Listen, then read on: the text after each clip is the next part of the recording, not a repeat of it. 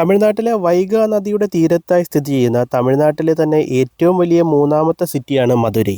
Temple city എന്നും കിഴക്കിൻ്റെ Athens എന്നും തൂങ്കാ നഗരമെന്നും ഒക്കെ അറിയപ്പെടുന്ന മധുരയിലെ മറ്റ് കാഴ്ചകളും സ്ട്രീറ്റ് ഫുഡ് വിശേഷങ്ങളും പിന്നെ പലതരം മാർക്കറ്റുകളുടെ കാഴ്ചകളുമാണ് നമ്മുടെ ഇന്നത്തെ വീഡിയോയിൽ. ഞങ്ങളങ്ങനെ രാവിലെ തന്നെ മധുരൈ റെയിൽവേ സ്റ്റേഷനിൽ നിന്ന് ബസ് കയറി മാട്ടുത്താവണി ബസ് സ്റ്റാൻഡിലേക്ക് എത്തിച്ചേർന്നിരിക്കുകയാണ്.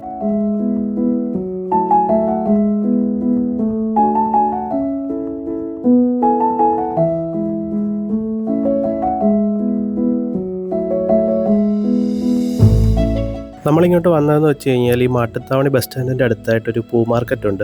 മാട്ടുത്താവണി പൂ മാർക്കറ്റ് എന്നാണ് അറിയപ്പെടുന്നത്. അവിടുത്തെ കുറച്ച് കാഴ്ചകൾ കണ്ടതിന് ശേഷം നമുക്ക് മധുര മീനാക്ഷി ടെമ്പിളിലേക്ക് പോകാം. ഈ പുള്ളിക്കാരൻ ഈ റോളായിട്ട് ചുരുട്ടി വെച്ചിരിക്കുന്നതാണ് മധുരയിലെ ഫേമസ് മല്ലിപ്പൂവ്. ഇതിന് ആ റോളിന് 150 രൂപയാണ് ഒരു റോളിന്. പിന്നെ അല്ലാതെ നമ്മൾ മുഴമായിട്ട് മേടിക്കുമ്പോൾ 50 രൂപയ്ക്ക് തരും. ഇവിടുത്തെ മാർക്കറ്റിൽ പൂക്കൾക്കൊക്കെ വളരെ വിലക്കുറവാണ്. 30 രൂപ 50 രൂപയൊക്കെയാണ് കിലോയ്ക്ക് സ്റ്റാർട്ട് ചെയ്യുന്ന വില തന്നെ. ഒരുപാട് വെറൈറ്റി ടൈപ്പ് പൂക്കളാണ് ഈ മാർക്കറ്റിൽ എത്തുന്നത്. മധുരയുടെ വിവിധ ഭാഗങ്ങളിലേക്ക് ഈ മാർക്കറ്റിൽ നിന്നാണ് പൂക്കൾ പൊയ്ക്കൊണ്ടിരിക്കുന്നത്. ഈ ചേട്ടൻ കൊടുക്കുന്ന ഈ പൂവിന് ഒരു കിലോയാണ് തൂക്കുന്നത്. ഇതിന് വെറും 30 രൂപയുള്ളൂ. ഞാൻ മാർക്കറ്റ് ചുറ്റി നടന്ന് കണ്ടുകൊണ്ടിരിക്കുമ്പോൾ കണ്ടൊരു കൗതുകകരമായ കാഴ്ചയാണ് ഒരമ്മ ഇരുന്ന് താമരമുട്ടിൻ്റെ ഇതളുകൾ ഇതേപോലെ ഒരു പ്രത്യേക ആകൃതിയിൽ മടക്കിയെടുക്കുന്നത്. ഞാൻ അമ്മയോട് ചോദിച്ചു എന്തിനാണ് ഇതിങ്ങനെ മടക്കി കൊടുക്കുന്നതെന്ന്. അപ്പോൾ അമ്മ പറഞ്ഞത് അവിടെ കോവിലുകളിൽ പൂജയ്ക്ക് വേണ്ടി കൊടുക്കുന്നതാണ്. അപ്പോൾ പൂജയ്ക്ക് കൊടുക്കുമ്പോൾ അവരിങ്ങനെ മടക്കിയാണത് കൊടുക്കുന്നതാണ്. വെളുപ്പിന് ഒരു 5:30-6 മണി മുതൽ ഇവിടെ കച്ചവടങ്ങളൊക്കെ ആരംഭിക്കുന്നതാണ്. അതൊരു 8-8:30-9 മണി വരെ നീണ്ടു നിൽക്കും.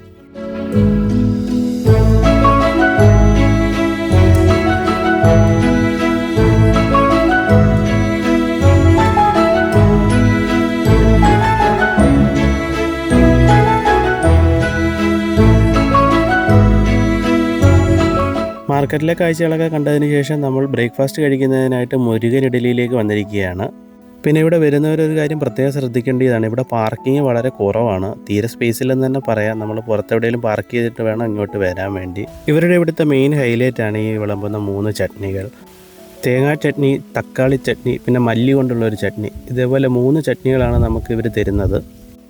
ഞങ്ങൾ വാങ്ങിയത് ഗീ പൊടി ഇഡലിയും പൊടി മസാല ദോശയുമായിരുന്നു. രണ്ടും നല്ല ടേസ്റ്റി ഫുഡുകളായിരുന്നു. ടെമ്പിൾ സിറ്റി എന്നറിയപ്പെടുന്ന മധുരയിലെ പ്രധാന അട്രാക്ഷൻ മധുര മീനാക്ഷി ക്ഷേത്രം തന്നെയാണ്. ഞങ്ങളിവിടെ വന്ന സമയത്ത് അറ്റകുറ്റപ്പണികൾക്കായി ക്ഷേത്രഗോപുരങ്ങളെല്ലാം കെട്ടിയടച്ചിരിക്കുകയായിരുന്നു. ആയതിനാൽ ക്ഷേത്രഗോപുരത്തിനകത്തുള്ള ശില്പങ്ങളുടെയും മറ്റും ഭംഗി വേണ്ട വിധത്തിൽ ആസ്വദിക്കാൻ സാധിച്ചില്ല. 14 ഏക്കറിലായി 14 ഗോപുരങ്ങളോടുകൂടി വൈഗാ നദിയുടെ തെക്ക് ഭാഗത്തായാണ് മധുര മീനാക്ഷി ക്ഷേത്രം സ്ഥിതി ചെയ്യുന്നത്. പാർവതി ദേവിയെ മീനാക്ഷിയായും പതിയായ ഭഗവാൻ പരമശിവനെ സുന്ദരേശനായും ഇവിടെ ആരാധിച്ചു വരുന്നു. നമ്മൾ നേരത്തെ പറഞ്ഞ 14 ഗോപുരങ്ങളിൽ 4 എണ്ണം പ്രധാന ഗോപുരങ്ങളാണ്. ബാക്കി 10 എണ്ണം ടെമ്പിൾ കോംപ്ലക്സിൻ്റെ അകത്ത് സ്ഥിതി ചെയ്യുന്ന ഗോപുരങ്ങളാണ്. ഇതിൽ 14 ഗോപുരങ്ങളിൽ 170 അടി ഉയരമുള്ള തെക്കേ ഗോപുരമാണ് ഏറ്റവും വലുത്. ഇവിടുത്തെ പ്രധാന ഉത്സവമാണ് ഏപ്രിൽ-മെയ് മാസങ്ങളിൽ നടക്കുന്ന തിരുക്കല്യാണം. അതിൻ്റെ ഭാഗമായിട്ടായിരിക്കും ഇപ്പോൾ ഇവിടെ അറ്റകുറ്റപ്പണികളൊക്കെ നടക്കുന്നത്. മറ്റു ശിവക്ഷേത്രങ്ങളിലെ പോലെ ഉഗ്രപ്രതാപിയും ക്ഷിപ്രകോപിയുമായ ശിവനെയല്ല നമുക്കിവിടെ കാണാൻ സാധിക്കുന്നത്.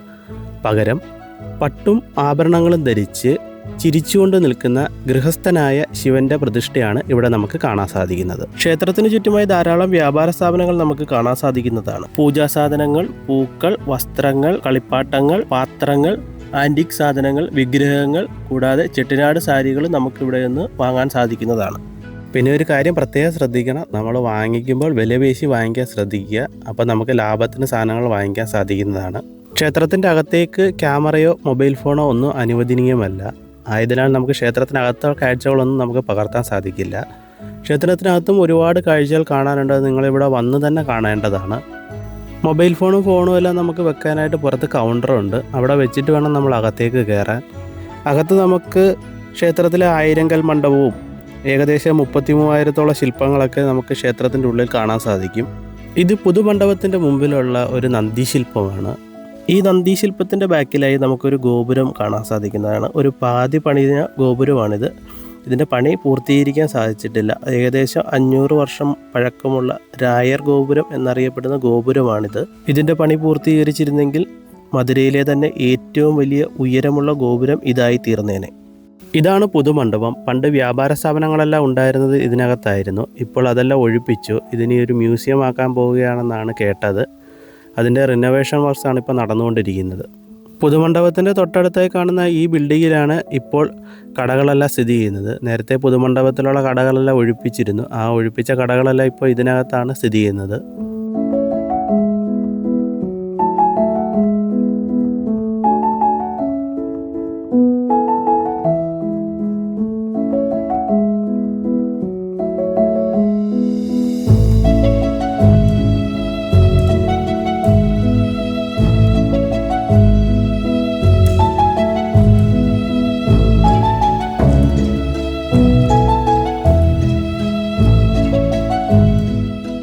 ക്ഷേത്രത്തിൻ്റെ ചുറ്റുമുള്ള കാഴ്ചകൾ കണ്ടതിന് ശേഷം അടുത്തതായി നമ്മൾ പോകുന്നത് തിരുമല നായ്ക്കർ പാലസ് കാണുന്നതിന് വേണ്ടിയാണ്.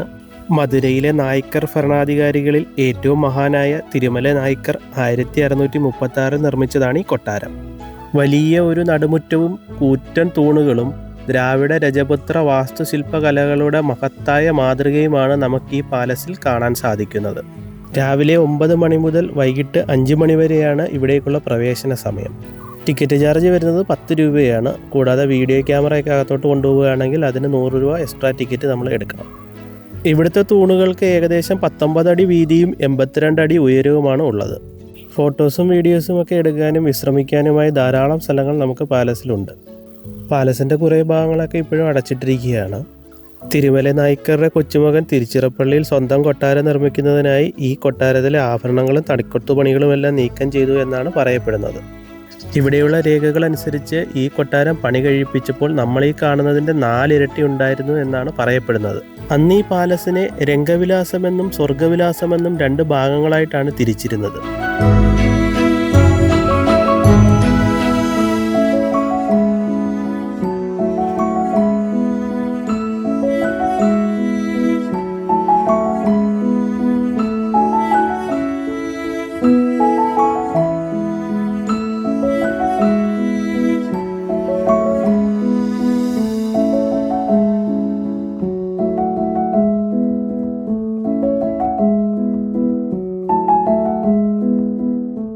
നായ്ക്കർ പാലസിലെ കാഴ്ചകൾ കണ്ടിട്ട് ഞങ്ങൾ പുറത്തിറങ്ങിയ സമയം നല്ല ചൂടായതുകൊണ്ടാണ് ഒരു ഇളനീർ സർബത്ത് കുടിക്കാമെന്ന് കരുതിയത്.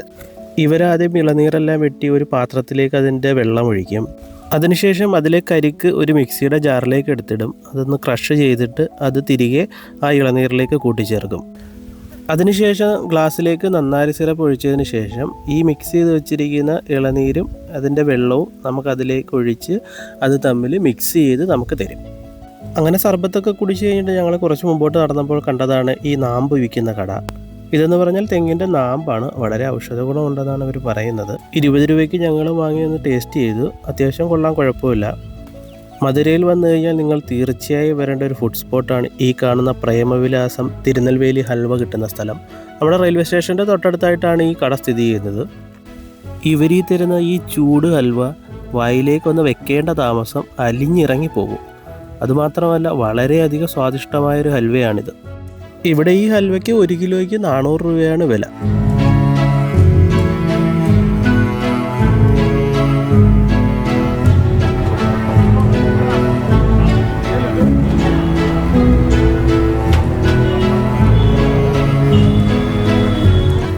അടുത്തതായി നമ്മൾ വന്നിരിക്കുന്നത് ബൺ പൊറോട്ട കഴിക്കുന്നതിനായിട്ടാണ്. മധുരൈ ഫേമസ് ബൺ പൊറോട്ട കട എന്നാണ് ഇതിൻ്റെ പേര്. ഇതിൻ്റെ ലൊക്കേഷൻ ഞാൻ ഡിസ്ക്രിപ്ഷനിൽ കൊടുക്കാം. അത്യാവശ്യം നല്ല വൃത്തിയുള്ളതും സ്പേഷ്യസുമായ ഫാമിലി ഓറിയൻറ്റഡ് ആയിട്ടുള്ളൊരു കടയാണിത്. ഇതിൻ്റെ ഫ്രണ്ടിലായിട്ട് തന്നെ ലൈവായിട്ട് ബൺ പൊറോട്ട ഉണ്ടാക്കുന്നത് നമുക്ക് കാണാൻ സാധിക്കുന്നതാണ്. തിരക്കൊഴിഞ്ഞ് സീറ്റ് കിട്ടുന്നത് വരെ ഞാൻ ബൺ പൊറോട്ട ഉണ്ടാക്കുന്ന കാഴ്ചകൾ നോക്കി നിന്നു. നമ്മുടെ നാട്ടിലുണ്ടാക്കുന്ന പൊറോട്ടയെക്കാട്ടിൽ വ്യത്യസ്തമായാണ് ഇവർ ബൺ പൊറോട്ട ഉണ്ടാക്കുന്നത്. നമ്മുടെ നാട്ടിലൊക്കെ ഉണ്ടാക്കുന്ന പൊറോട്ട അവർ നല്ലപോലെ വീശി പരത്തി നെടുകെ കീറി അത് 2 കഷ്ണമാക്കി അത് മടക്കിയാണ് എടുക്കുന്നത്. പക്ഷേ ഇവരങ്ങനെയല്ല. ഒരു ഉണ്ട ഉരുട്ടുന്നത് അത് നേരെ അടിച്ച് നല്ലപോലെ പരത്തിയെടുത്ത് വീശി നല്ലപോലെ പരത്തിയെടുത്തതിന് ശേഷം അത് അതേപോലെ മടക്കിയെടുക്കുകയാണ്. അതിനകത്ത് അവർ ആ എയർ നിർത്തിയാണ് മടക്കുന്നത്. അതിനുശേഷം ഇതുപോലെ നടുഭാഗം കുഴിഞ്ഞൊരു കല്ലിലേക്ക് എണ്ണ ഒഴിച്ച് ബൺ പൊറോട്ടകൾ ഓരോന്നായി നിരത്തി വെക്കും. എന്നിട്ട് അവ പൊള്ളിച്ചെടുക്കും. പുറത്ത് നല്ല ക്രിസ്പിയും അകത്ത് നല്ല ഫ്ലഫിയുമാണ് ബൺ പൊറോട്ടകൾ. ബൺ പൊറോട്ടയ്ക്ക് ഏറ്റവും നല്ല കോമ്പിനേഷൻ മട്ടൻ ചുക്കയാണ്. അതുമല്ലെങ്കിൽ നാട്ടുകോഴി കുഴമ്പും നല്ലൊരു കോമ്പിനേഷൻ കൂടിയാണ്. ബൺ പൊറോട്ട കഴിച്ചതിന് ശേഷം ഞങ്ങൾ നേരെ പോയത് വിളക്കത്തൂൺ എന്ന് പറയുന്ന സ്ഥലത്തേക്കാണ്. മധുരൈ ഫേമസ് ജിഗർദണ്ഡ ഉത്ഭവമെടുത്ത സ്ഥലമാണ് വിളക്കത്തൂൺ. ഇവിടെ മിനി ജിഗർദണ്ഡയ്ക്ക് 50 രൂപയും സ്പെഷ്യൽ ജിഗർദണ്ഡയ്ക്ക് 100 രൂപയുമാണ് വില. ഞങ്ങൾ 4 മിനി ജിഗർദണ്ഡയാണ് ആദ്യം ഓർഡർ ചെയ്തത്. ഈ ഫോട്ടോയിൽ കാണുന്ന വ്യക്തിയാണ് ജിഗർദണ്ഡ എന്ന സാധനം കണ്ടുപിടിച്ചത്. ഇദ്ദേഹം പണ്ട് ഇത് ഉന്തുവണ്ടിയിൽ ഉന്തിക്കൊണ്ട് നടന്ന് വിറ്റ ഒരു മനുഷ്യനായിരുന്നു. അങ്ങനെ നമ്മൾ ജിഗർദണ്ഡയൊക്കെ കുടിച്ചു കഴിഞ്ഞപ്പോൾ ഏകദേശം ഒരു 11-11:30 എന്നിട്ടും മധുരയിലെ തിരക്ക് നിങ്ങൾ കണ്ടില്ലേ? ഇതുകൊണ്ട് തന്നെയാണ് മധുരയെ തൂങ്കാ നഗരം എന്ന് വിളിക്കുന്നത്.